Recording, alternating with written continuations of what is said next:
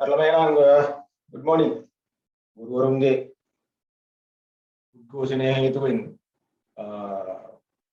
විශේෂයෙන් ඔය art subjects වල ප්‍රැක්ටිකල් ටෙස්ට් ටික කරගන්න බැරි හින්දා ඔයගොල්ලන්ගේ රිසල්ට් රිලීස් කරන්න ප්‍රශ්නයක් වෙලා තියෙනවා. රිසල්ට් නැතුව ඔයගොල්ලෝ ඒලව කරන්න මොනවද තෝරගන්නේ කියන එක ගැන මේ ගොඩක් ළමයින්ට ප්‍රශ්නයක් තියෙනවා. ඇත්තටම දැන් මේ ක්ලාස් එක පටන් ගන්නකොටත් අපි මම ජූනි මුල පටන් ගන්න හේතුව උනේ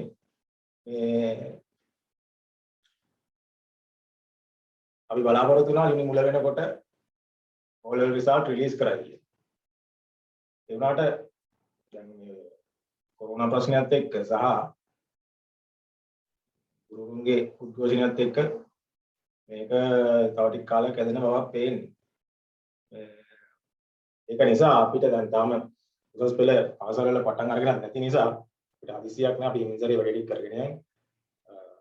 පොඩක් ඉක්මනින් යන්න අවශ්‍යතාවයකුත් නෑ අපි දැන්ටමත් පාඩම් දෙකක් ඉවර වෙන මට්ටමට කිට්ටුවල තියෙන්නේ. ඒකින්ද තව A level ඉස්කෝලේ පටන් ගත්තට පස්සේ ඊට වඩා කට්ටිය එන්න තියාගත්තාම ඒගොල්ලන්ට මට ආපහු ගන්න වෙන හින්දා පොඩ්ඩක් ඉන්සරේ මේක ක්ලාස් එක කරගෙන යන්න. මොකද මේ තියෙන තත්ත්වයක් එක්ක විශ්වාසයක් තියන්න අමාරුයි. ওই කාලේදී රට යථා තත්ත්වයටපත් වේද කියන මොකද හරියට වැක්සින් එක රටේ 60%කටවත් විදලා ඉවර වෙනකම් රට යථා තත්ත්වයටපත් වෙයි කියලා හිතන්න අමාරුයි.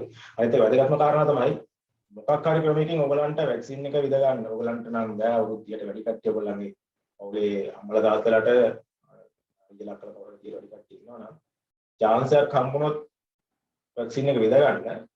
හම්බ වෙන පළවෙනි අවස්ථාවේදීම මේක විද ගන්න කියන්න. මොකද මේ දැන් අපේ ගම් පළාතේ වැක්සින් එක විදිද්දී මට මේ අවස්ථා දෙකක් හම්බුණා විද ගන්න කියලා. මම පොඩ්ඩක් පිළිපසට දා ගියා. මොකද ඒ කතා කියනවනේ මේ side effects අතුරු ආබාධ තියෙනවා කියලා. ඇත්තටම දැන් WHO එක වුණත් ලෝක සෞඛ්‍ය සංවිධානයත් වැක්සින් එක නිර්දේශ කරන්නේ හදිසි අවස්ථාවක් වෙනුවෙන් පාවිච්චි කරන්න කියලා. ඒ කියන්නේ යම් කිසි ඊයක අතුරු ආබාධ තීව්‍ර හැකියාවක් තියෙනවා. එහෙම වුණත් මගේ නිර්දේශන මතර මටත් මේ ප්‍රශ්නේ තිබුණා මේක විද ගන්නදෝ නොගන්නදෝ කියලා. මම කිව්වා ඔකේ කලින් chance දෙකක් හම්බුනේ විද ගන්න. ඒක ඉඳගත්තේ නෑ. පස්සේ මම අන්දන්න ලංකාවේ ප්‍රසිද්ධ මේ සම්බන්ධව වැඩිපුර කතා කරන වෛද්‍යවරයෙක්ගෙන් මගේ යාළුවෙක්ගෙන් මම කරගෙන විමසුවා. ඒ වෙලාවේ ඒ වෛද්‍යවරයා මට දුන්න උපදෙස් තමයි මල්ලි අහුවෙන පළවෙනි වැක්සින් එක මොකක් වුණත් කමක් නැහැ ඒක විදගන්නේ කියන එක. මොකද මේ ඉස්සරහට මොන තත්ත්වයක් රටේ උදා වෙයි කියලා විශ්වාසයක් නැහැ. මොන ප්‍රභේදයක් දැන් කොරෝනා වෛරස් එකේ කාලෙන් කාලට ඒගොල්ලන්ගේ ඥානවල උත්සාහයෙන් ඒගොල්ලන්ගේ ප්‍රභේදය වෙනස් වෙනවා. ඉතින් මොන තත්ත්වයක් එයිද දන්නේ නැහැ. ඇඟේ ප්‍රතිශක්තිය වැඩි කරගන්න ඕක විදලා තියාගන්න මුකුත්ම නැතුවට ඕක හොඳයි කියලා. ඒකින්ද ඕගොල්ලන්ගේ පවුලේ කාට හරි මොන chance එකක් තියෙනවා නම් කියන්න. වර්ගේ බලන්න එපා. සයිනෝෆාම්ද මොඩර්නාද ඇස්ට්‍රාසෙනිකා ඒක ස්පුට්නික් අදාළ නැහැ. අහුවෙන පළවෙනි එක විද ගන්න කියන්න. මොකද ඉස්සරහට රටේ තත්ත්වය කොහොම වෙයිද දන්නේ නැති නිසා. හරි.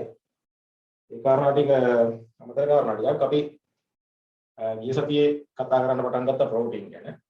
ප්‍රෝටීන් වල මම පොඩ්ඩක් ඔයගලන්ට ආපහු රිෆ්‍රෙෂ්මන්ට් එක පොඩ්ඩක් උඩින් තියාගෙන යනවා. ප්‍රෝටීන් ගැන කතා කරනකොට අපි කිව්වා ප්‍රෝටීන් හැදෙන්නේ ඇමයිනෝ අම්ල වලින් කියලා. ඇමයිනෝ අම්ල එකතු වෙලා හදෙනවා පොලිපෙප්ටයිඩ්. පොලිපෙප්ටයිඩ් අතම දාම. පොලිපෙප්ටයිඩ් දාම එකතු වෙලා තමයි ප්‍රෝටීනයක් හැදෙන්නේ. යම් කිසි පොලිපෙප්ටයිඩ් දාමයක ඇමයිනෝ අම්ල 100කට වඩා වැඩි නම් අපි මේ අවස්ථාව කියනවා ප්‍රෝටීනයක් කියලා. ප්‍රෝටීන වල අපි අවස්ථා හතරක් ගැන විවරණ හතරක් ගැන කතා කරා.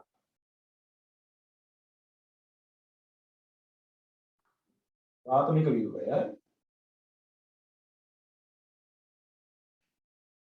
ද්විතීයික ව්‍යුහය, ද්විතීක ව්‍යුහයක් අපි දෙකක් කතා කරා. අල්ෆා හෙලික්ස් ව්‍යුහය සහ බීටා රැලි තල ව්‍යුහය. බීටා රැලි තල ව්‍යුහය.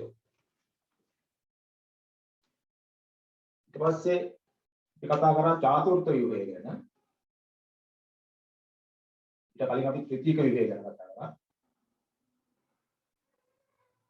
ත්‍රිතීක ව්‍යුහය සහ ඊට පස්සේ අන්තිමට චාතුර්ථ ව්‍යුහය ගැන.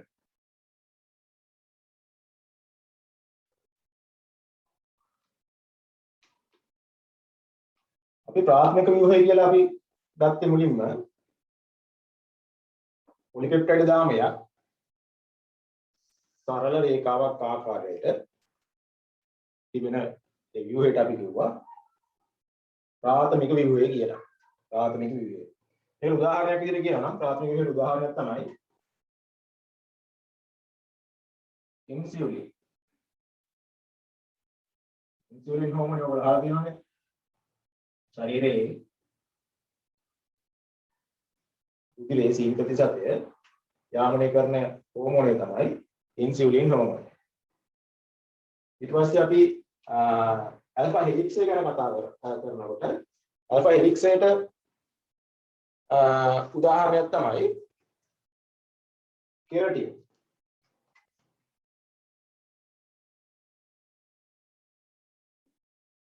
කෙරටින් කියන ප්‍රෝටීන්. කෙරටින් ගත්තම අපේ ඉස්කේස් වල නියපොතු වල මේ දැඩි ස්වභාවයේදී මේ හම්බ වෙලා තියෙන ඒවට කෙරටින් කියන ප්‍රෝටීන් නිසා. ඊට පස්සේ ඊට රැලිතල ව්‍යුහය ගත්තාම මම එදිනෙදා අපිට සාමාන්‍යයෙන් නිතරම හම්බ වෙන අවස්ථාවල් ගැන කතා කරන්නේ. ඊට රැලිතල ව්‍යුහය ගැන කතා කරාම මකුළුවන්ගේ ලබන මකුළු ගැන අර පොඩි නිකන් අර සිල්ක් තන්තු මකුළුවන්ගේ සිල්ක් තන්තු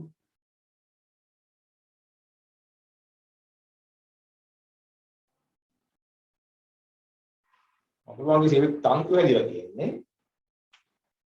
මේ බීටා රැලිතල කියන ව්‍යුහය. ඊට පස්සේ ත්‍රිතීක ව්‍යුහය ගත්තාම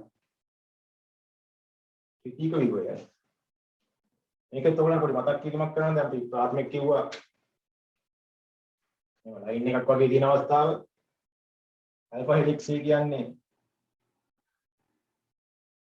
හෙලික්ස් ආකාර නැවල තියෙන අවස්ථාවක්. ඊට පස්සේ රැලිතල ව්‍යුහය කියන්නේ අර හරියට මේ වහලක අර ෂීට් තියෙනවා වගේ රැලි ආකාරයෙන් පවතින තලාකාර තලයක් වගේ රැලිතල ව්‍යුහය.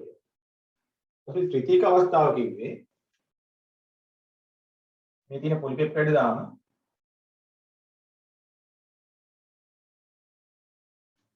වක්‍රාකාර වෙන යම් කිසි විදියකින් ත්‍රිමාන ව්‍යුහයක් ත්‍රිතීක අවස්ථාව. මේකට උදාහරණය තමයි ත්‍රිතීක අවස්ථාවට උදාහරණයක් තමයි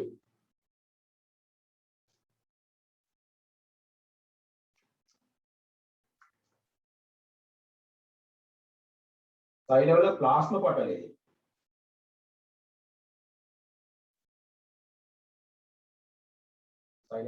පටලයේ තියෙන ප්‍රෝටීන මේ ආකාරයෙන් පවතින ත්‍රිතීක ප්‍රෝටීන. ඉතින් අවසාන වශයෙන් කතා කරගෙන ඉන්නේ චාතුර්ථ ව්‍යුහයක් ගැන. චාතුර්ථ ව්‍යුහය කියන්නේ පොලිපෙප්ටයිඩ් දාම දෙකක් හෝ ඊට වැඩි ගණනක් පොලිපෙප්ටයිඩ් දාම දෙකක් හෝ ඊට වැඩි ගණනක් එකිනෙකා හා සම්බන්ධ වෙලා හැදෙන ත්‍රිමාන ව්‍යුහයන්ට අපි කියනවා ප්‍රෝටීන වල චාතුර්ථ ව්‍යුහය කියලා. ප්‍රෝටීන වල චාතුර්ථ ව්‍යුහය. අපි එකකව ඉහත ලියාගත්තා චාතුර්ථ ව්‍යුහය.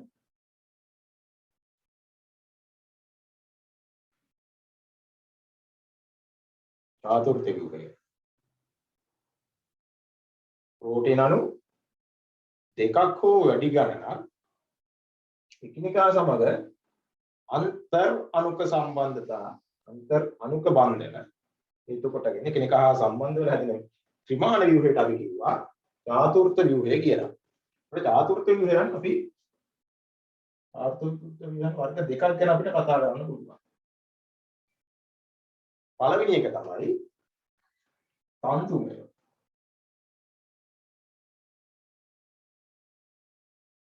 තන්තුමය චාතුර්ථ ව්‍යුහය. අපි කියනවා ෆයිබර් කියලා.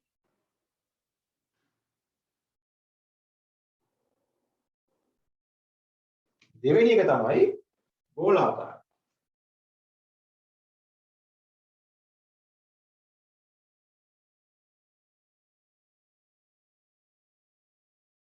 globular.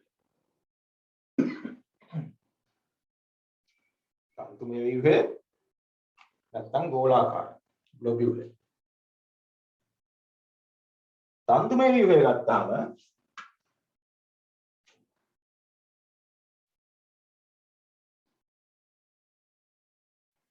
තන්තුමය ව්‍යුහය ගත්තාම මේකෙදි වෙන්නේ පොලිපෙප්ටයිඩ් දාම කිහිපයක් එකිනෙක වටා ඇති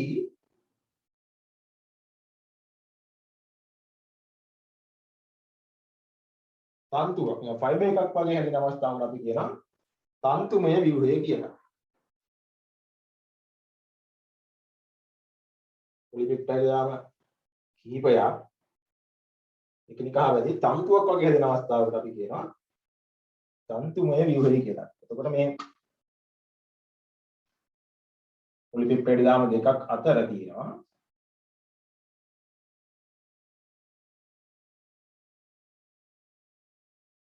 අන්තර් අණුක බන්ධන.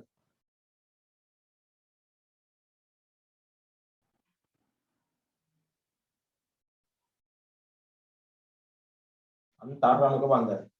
දැන් අර මේ මුලින් කතා කරපු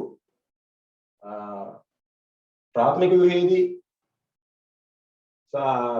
පෙප්ටයිඩ් බන්ධන හැරුණාම වෙනත් බන්ධන කිසිවක් නැහැ. නමුත් ද්විතීයික හා තෘතීයික ව්‍යුහයන් හැදෙනකොට එකම පොලිපෙප්ටයිඩ් දාමය තුල අණුව ඇතුලේ ඇතිවන බන්ධන අපි ඒවට කියනවා අන්තක් අණුක බන්ධන කියලා. අන්තක් අණුක බන්ධන. එකම අණුව ඇතුලේ ඇතිවන හයිඩ්‍රජන් බන්ධන නැත්නම් ආර් කාණ්ඩයේ ඇතිවන බන්ධන ඒවට අපි කිව්වා අන්තක් අණුක බන්ධන කියලා. දැන් මෙතන අණු දෙකක් අතර ඇති වෙන ඒවා අන්තර් අණුක බන්ධන. ඒක තන්තුමයක ස්වරූපය හැදෙන්නේ පොලිපෙප්ටයිඩ් දාම කීපයක් එකිනෙකා හැදෙන තන්තුවක් විදිහට හැදෙන අවස්ථාවල. මේකට උදාහරණය තමයි කොලජන් ප්‍රෝටීන්. උදාහරණය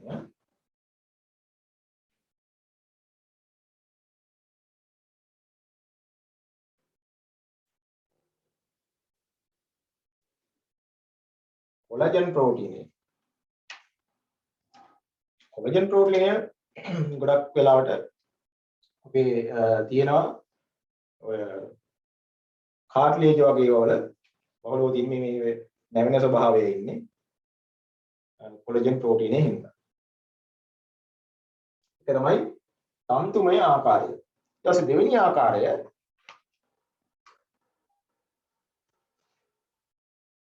ගෝලාකාර ආකාරය. ගෝලාකාර අවස්ථාවේදී මොකද වෙන්නේ? අර කලින් ද්විතීයික ව්‍යුහය අපි කිව්වා එකම අණුව සමුමට වක්‍ර වෙලා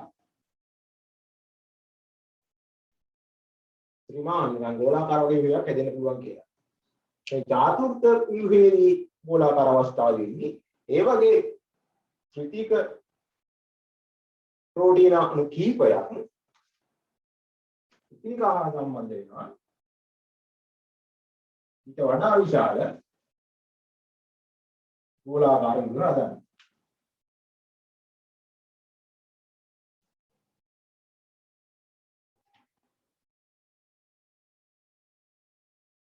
ඉතින් මේ ත්‍රිතීක ප්‍රෝටීන අණු හතරක් එකතු වෙලා මේ විදිහට මම නිල් පාටින් දෙකක් ඇඳලා තියෙනවා. කළු පාටින් දෙකක් ඇඳලා.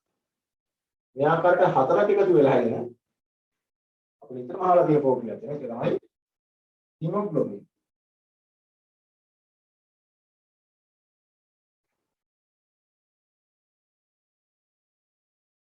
හීමොග්ලොබින්.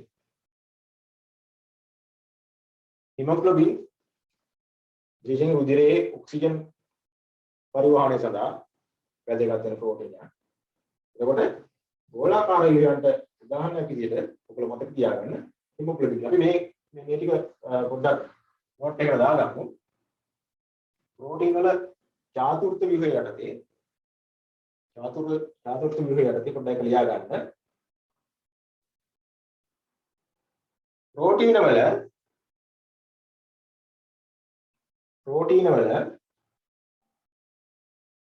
චාතුර්ථ ව්‍යුහය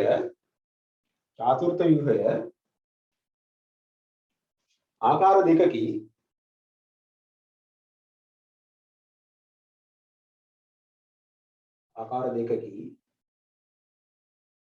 එක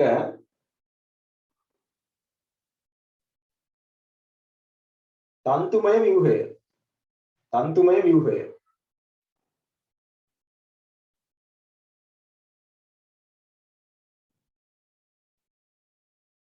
අරගෙන ලියා ගන්න ෆයිබර්ස් කියලා කියනවා. නැත්නම් ෆයිබර් දුවත් ගන්න ෆයිබර්.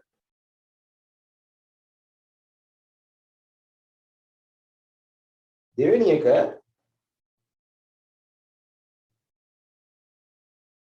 ගෝලාකාර ව්‍යුහය.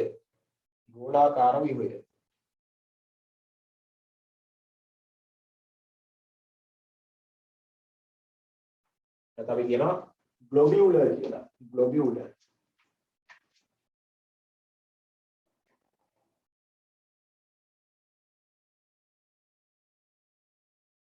ව්‍යුහය. ගෝලාකාර ව්‍යුහය.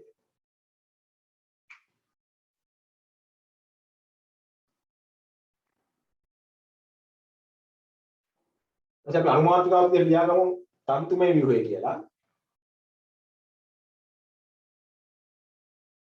තන්තුමය ව්‍යුහය.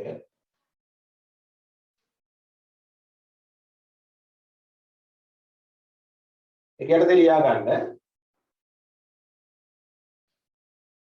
පොලිපෙප්ටයිඩ් දාම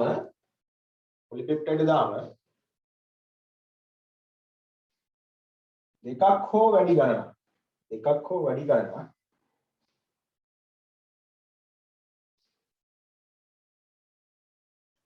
අන්තර් අණුක බන්ධන මගින් සම්බන්ධ වී සාධන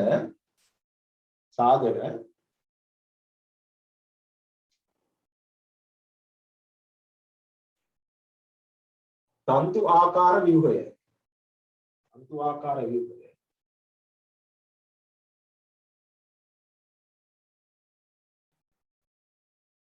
ප්‍රෝටීන වල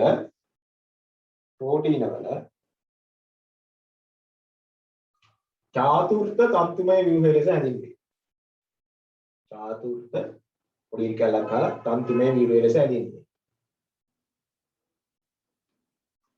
මේක අඳ ගමු. අපිට මේක අඳ ගන්න.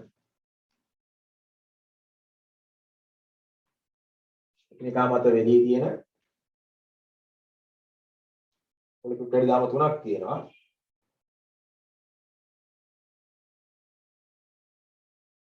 ඒවා අන්තරණක බන්ධන වලින් සම්බන්ධ වෙලා තියෙනවා. උදාහරණයක් විදිහට ගන්න කොලජන් ප්‍රෝටීන.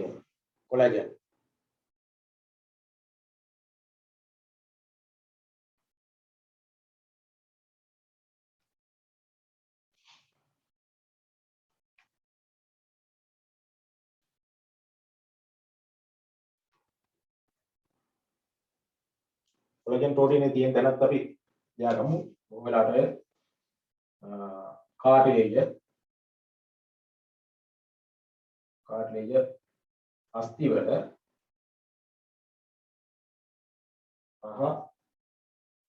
සම්බන්ධක පටකවල කණ්ඩරාවල මාංශපේශි අස්ථි සමග සම්බන්ධන සම්බන්ධක පටකවල කොලජන් ප්‍රෝටීනය දකින්න පුළුවන්.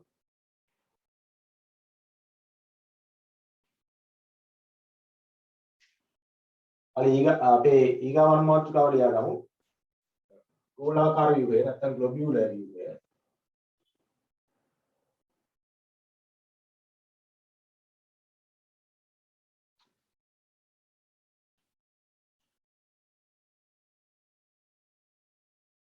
ගෝලාකාර ව්‍යුහය නැත්නම් ග්ලොබියුලර් ව්‍යුහය.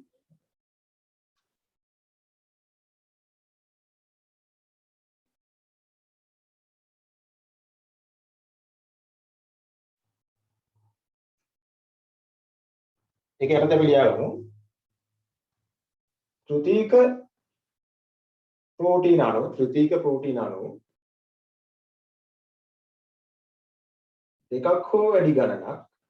දෙකක් හෝ වැඩි ගණනක්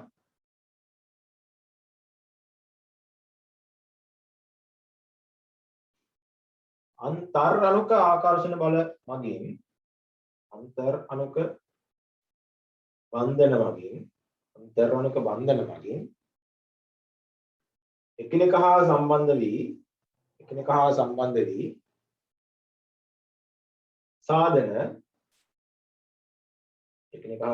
වී සාධන ත්‍රිමාන ගෝලාකාර ව්‍යුහය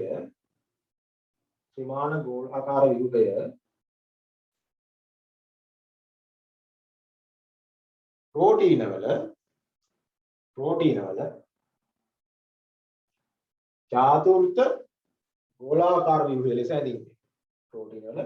චාතුර්ථ ගෝලාකාර ව්‍යුහය ලෙස හැඳින්වේ. ඒක උදාහරණ විදිහට අපි ලියා ගමු. හිමොග්ලොබින්.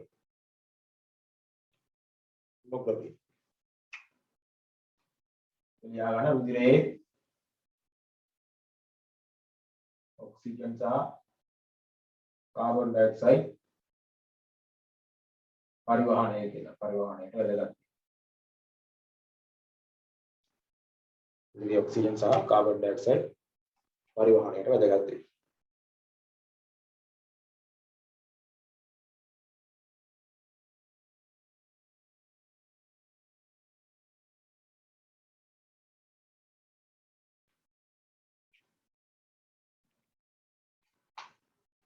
හරි අපිට මූලික වශයෙන් මේ ටික තමයි ප්‍රෝටීන වල ව්‍යුහයන් ගැන කතා කරන්න තියෙන්නේ. ඊට අමතරව පොඩි කාරණයක් තියෙනවා. දැන් ප්‍රෝටීන වල සමහර අවස්ථාවන් වලදී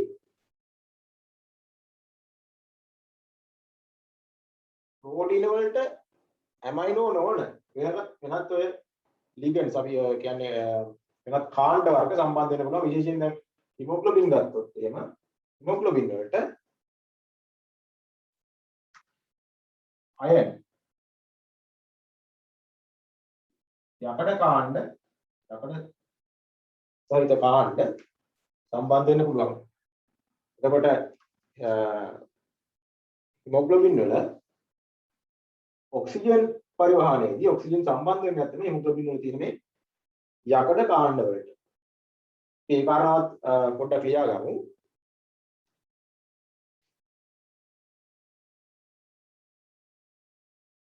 බොහෝ ප්‍රෝටීන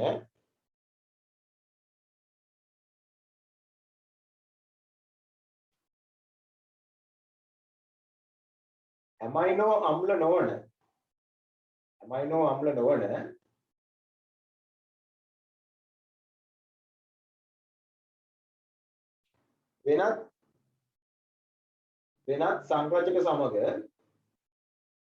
වෙනත් සංරචක සමග සම්බන්ධ වී පවතී.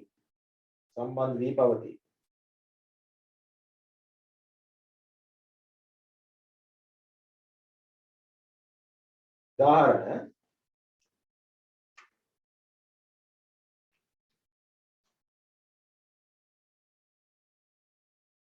අයන් දෙක දන copper zinc magnesium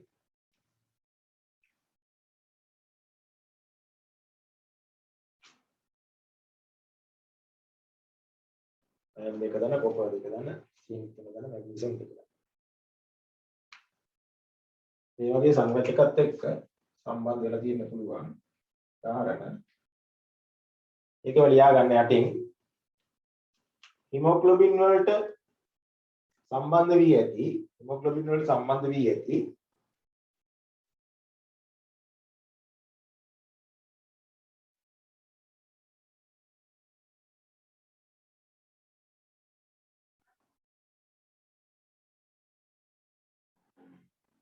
අයන්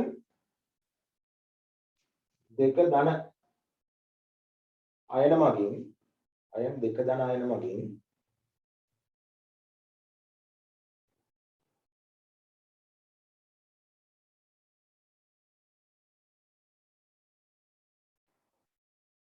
ඔක්සිජන් පරිවහනය රුධිරයේ ඔක්සිජන් පරිවහනය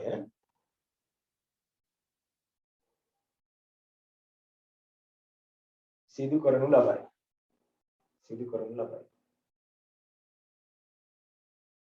එතන හිමොග්ලොබින් කියන වචනේ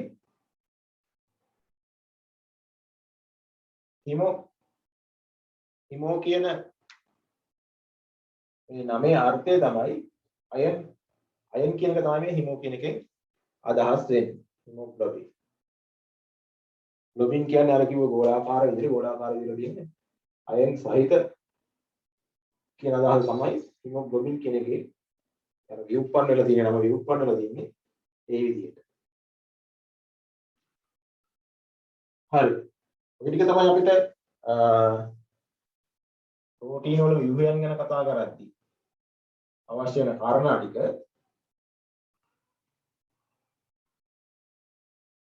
ඊට පස්සේ අපිට තියෙන්නේ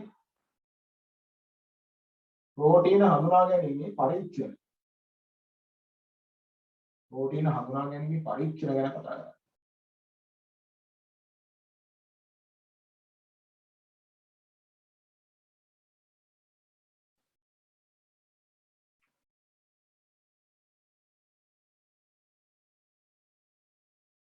प्रोटीन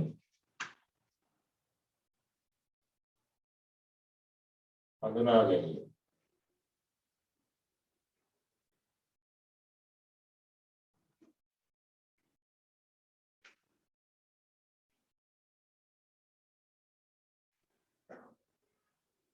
प्रोटीन හඳුනා ගැනීම කතා කරනකොට අපිට මුලින්ම තියෙන පරීක්ෂණය තමයි ඇමයිනෝ අම්ල හඳුනා ගැනීම.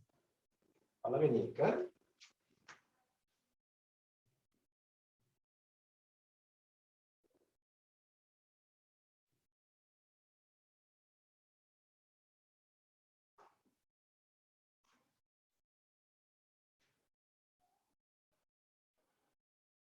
ඇමයිනෝ අම්ල හඳුනා ගැනීම.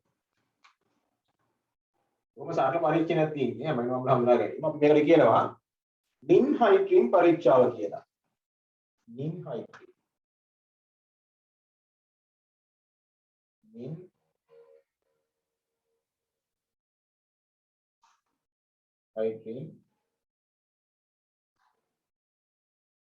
පරීක්ෂාව. නින්හයිට්‍රින් කියන්නේ තරමක් මේක අතර අවශ්‍ය නැහැ. මම ඔයගොල්ලන්ගේ දැනගැනීමට කියන තරමක් සංකීර්ණ කාබනික සංයෝගයක්. නින්හයිට්‍රින් මේක ඔයගොල්ලන්ගේ දැනගැනීම සඳහාම පමණයි.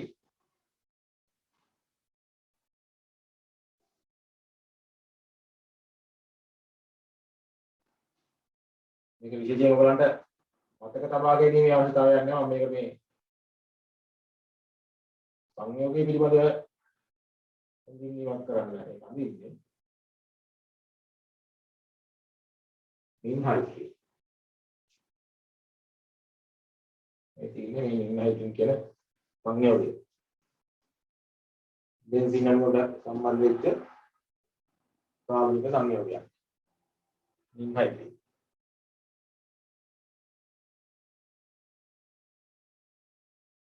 මේකදී මේ නින්හයිට්‍රින් පරීක්ෂා ටෙස්ට් එකේදී අපි කරන්නේ පරීක්ෂාවේදී අපි කරන්නේ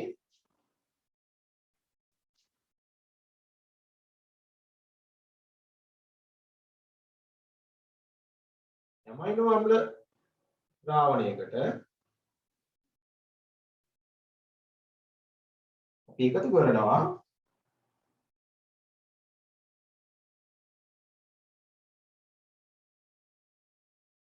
ඉන්හයිට්‍රින් මේක ලා කහ පාටයි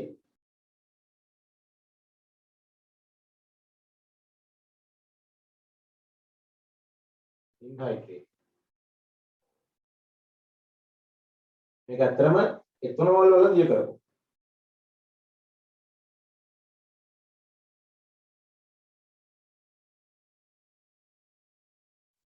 එතනෝල් වල ද්‍රාවණය කරනවා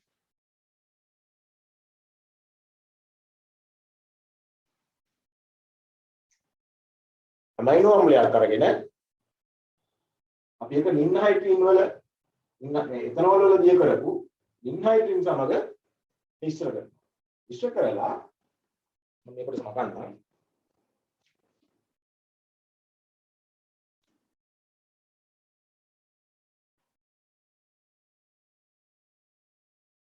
මේ දෙක මිශ්‍ර කරලා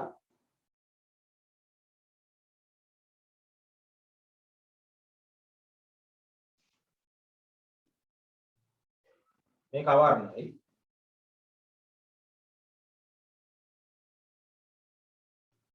ඉන්හයිට්‍රින් ද්‍රාවණය කහ පාටයි මේ මිශ්‍ර කරාම ලා කහ පාට ද්‍රාවණයක් තියෙන්නේ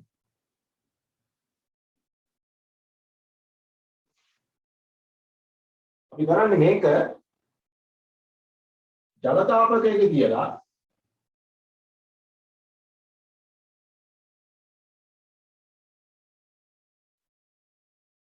ජල තාපකයක තියලා මේක රත් කරනවා